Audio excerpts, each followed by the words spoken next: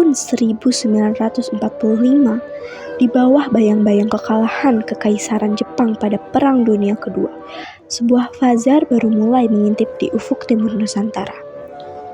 Janji kemerdekaan dikumandangkan pada tanggal 29 Mei 1945 bertempat di Gedung Chosangiin, Batavia, berkumpul para pemikir, pejuang, dan tetua bangsa. Mereka duduk bersama dalam sebuah badan bernama Dokuritsu Junbi Kosakai atau BPUPKI. Tugas mereka sangat berat, merumuskan fondasi abadi untuk sebuah negara yang belum lahir. Sidang pertama dimulai, dipimpin oleh seorang ketua yang bijaksana, Dr. Rejman Weddiodiningrat.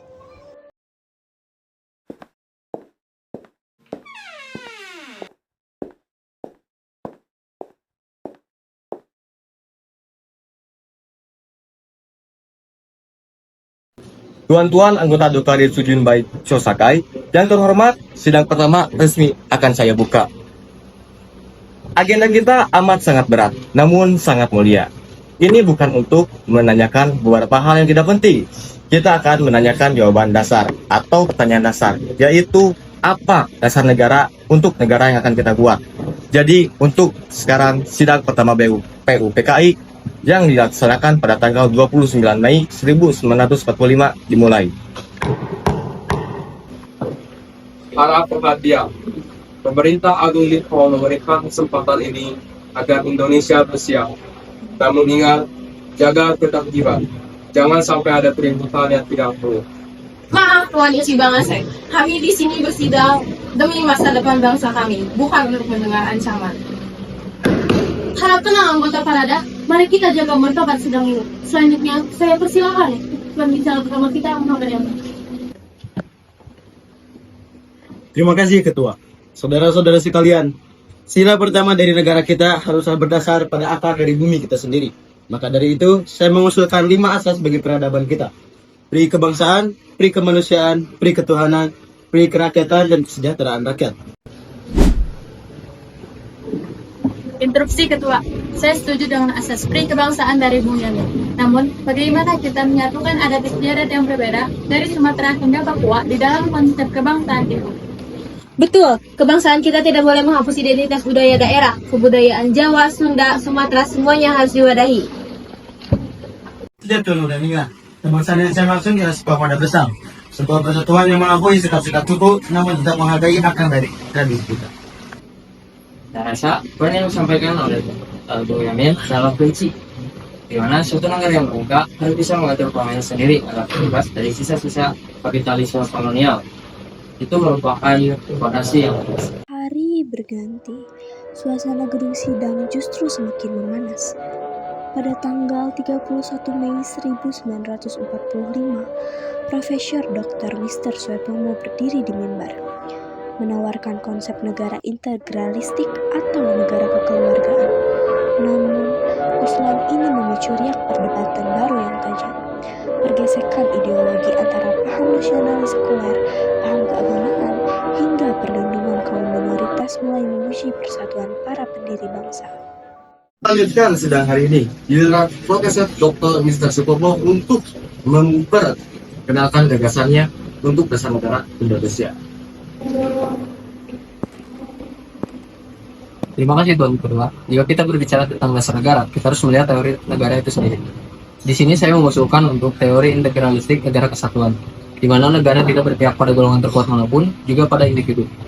Negara adalah cerminan bagi rakyat yang bersatu padu, laksana keluarga besar. Maaf Profesor Supomo, jika negara dianggap sebagai satu keluarga tanpa memihak golongan, bagaimana dengan posisi agama? Mayoritas rakyat Indonesia adalah Muslim. Sudah sepatutnya Islam menjadi dasar negara ini. Kami tidak berniat menginginkan lain, namun keadilan sejarah ditegakkan. Islam telah melarang perlawanan terhadap penjajah selama ratusan tahun. Tuan-tuan yang saya hormati, Indonesia ini sangat luas dari Sabang sampai Merauke. Ada yang saudara-saudara kita yang memeluk Kristen, Katolik, Hindu, dan Buddha. Jika negara ini didasarkan pada satu agama saja, bagaimana nasib persatuan yang baru saja kita dengungkan? Saya sepakat dengan Tuan Maranis. Kami dari golongan Tionghoa dan minoritas lainnya sangat merindukan sebuah negara di mana semua warganya dianggap setara di hadapan hukum tanpa melihat asal-usul klan atau keyakinan. Ketua, izinkan saya menambahkan, mau apapun dasar negaranya nanti, hak-hak warga negara, termasuk kaum perempuan, harus dijamin secara mutlak dalam hukum integralistik yang disampaikan Profesor Supomo tadi. Tenang saudara-saudara, jangan sampai kita terpecah. Teori kekeluargaan Profesor Supomo bisa menjadi jembatan, asalkan kita bisa merumuskan fungsi Dewan Perwakilan Rakyatnya nanti. Pertanyaan dan segala yang sangat umum. Itulah mengapa dalam dasar negara kita nanti, prinsip musyawarah dan ketuhanan harus saling melengkapi, bukan saling menjatuhkan. 1 Juni 1945, hari terakhir sidang pertama telah tiba. Namun, kata sepakat belum juga bernaung di bawah atap Chuo Sangiin. Kekhawatiran mulai merayap di benak perwakilan Jepang. Di tengah kebuntuan yang mencekam itu, majulah seorang pemuda karismatik. Dengan suara yang menggelegar dan sorot mata yang penuh keyakinan, Insinyur Soekarno melangkah ke mimbar untuk menyatukan kembali hati yang terbelah. Rajima-san, sidang ini sudah 3 hari tapi belum ada nama tunggal untuk dasar negara ini. Waktu kita telah habis. Tebar Tuan Eci Bangase. Hari ini kita masih memiliki 1 orang lagi untuk menyampaikan gagasannya tentang dasar negara. Saya persilahkan Insinyur Soekarno.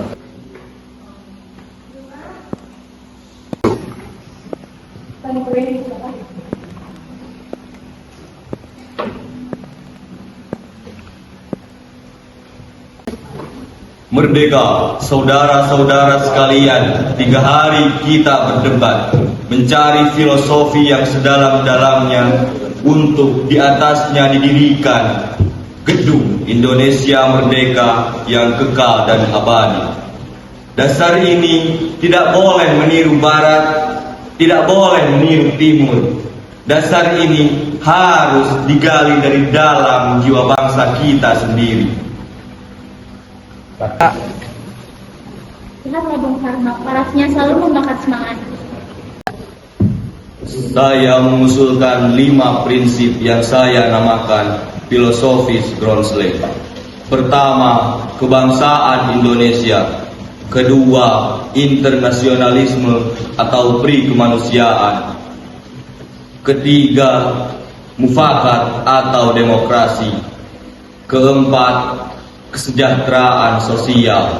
Dan yang kelima, ketuhanan yang Maha Esa, ketuhanan berkebudayaan. Bung Karno, apa nama yang tepat untuk kelima dasar keempat itu? Apakah Pancadharma? Bukan Pancadharma. Dharma berarti kewajiban, sedangkan kita sedang membicarakan dasar. Namanya bukan Pancadharma, tetapi saya namakan ini atas petunjuk seorang teman kita ahli bahasa. Namanya ialah Pancasila. Sila berarti asas atau dasar. Dan dari kelima dasar tersebut kita mendirikan negara Indonesia Merdeka yang kekal dan abadi.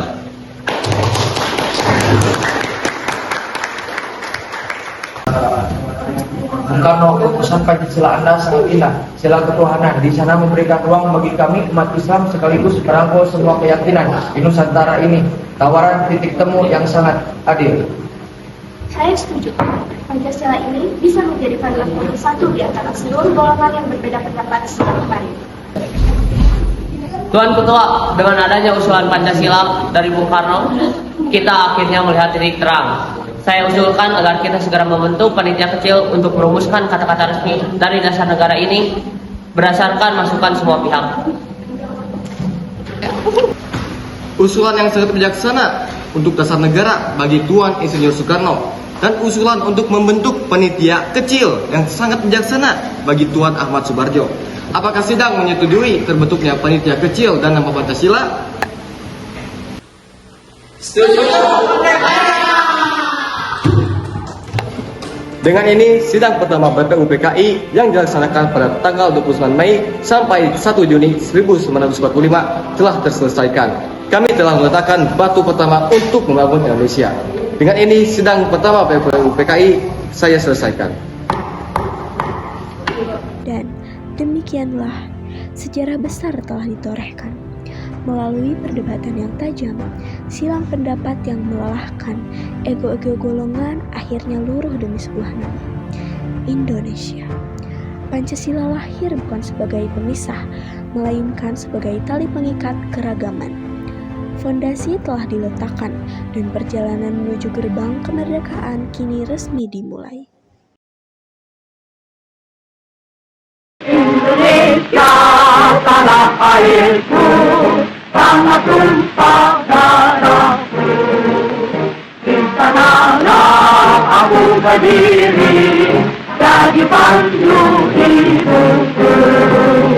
Indonesia kebangsaanku, bangsa dan tanah airku. Marilah kita berseru, Indonesia bersatu. Hiduplah tanahku, hiduplah negeriku, bangsaku, rakyatku semuanya. Bangunlah jiwanya, bangunlah badannya untuk Indonesia Raya.